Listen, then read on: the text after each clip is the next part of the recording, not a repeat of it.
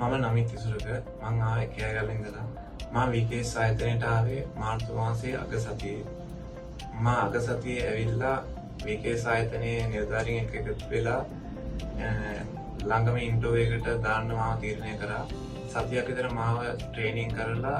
අප්‍රේල් මාසයේ 7 වෙනිදා තිබ්බේ ඉන්ටර්විව් යොමු කරා ඊට පස්සේ ඒ කම්පැනි මාව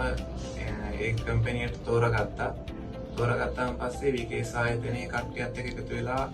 අවශ්‍ය ඩොකියුමන්ට් හදලා මට මාර සහායක් ලබා දුන්න විකේස් ආයතනය ඒ සඳහා ඊට පස්සේ කම්පැනි ඉන්ටර්විව් ඇග්‍රීමන්ට් වලට එම